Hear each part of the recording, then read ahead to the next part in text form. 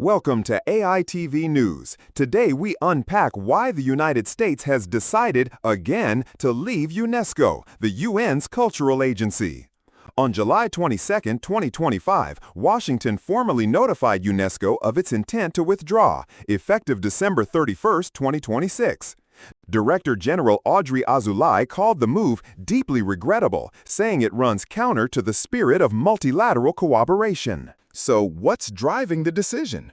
The Trump administration argues that UNESCO pursues divisive social and cultural causes and pushes a globalist ideological agenda at odds with America's interests. The flashpoint is UNESCO's 2011 vote to admit Palestine as a full member, a step U.S. officials say fuels anti-Israel bias. Critics of the withdrawal see it differently. They warn it will erode U.S. influence just as other powers, especially China, are eager to fill the gap. That concern helped prompt the Biden administration to rejoin in 2023, partly to shape emerging standards on artificial intelligence, technology education, and Holocaust education from the inside.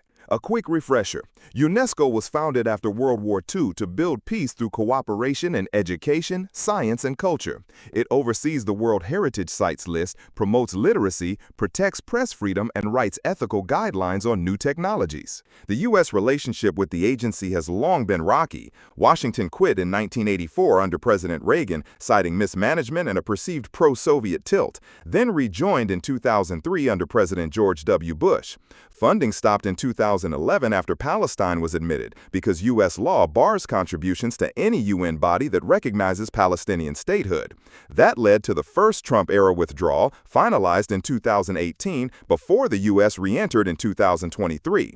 This latest exit marks the third time the United States has headed for the door. Money and influence sit at the heart of the dispute. Once UNESCO's largest funder, the United States now provides about 8% of its budget. When American dollars vanished, China stepped up, becoming one of the agency's top contributors and gaining sway over programs and priorities. Supporters of continued U.S. membership argue that leaving again hands Beijing an even bigger megaphone. Opponents counter that America shouldn't bankroll an organization they believe unfairly targets Israel and promotes policies contrary to U.S. values. They also say Washington can pursue cultural diplomacy directly without multilateral intermediaries. So where does that leave things? Unless Congress reverses course, U.S. membership will expire at the end of 2026.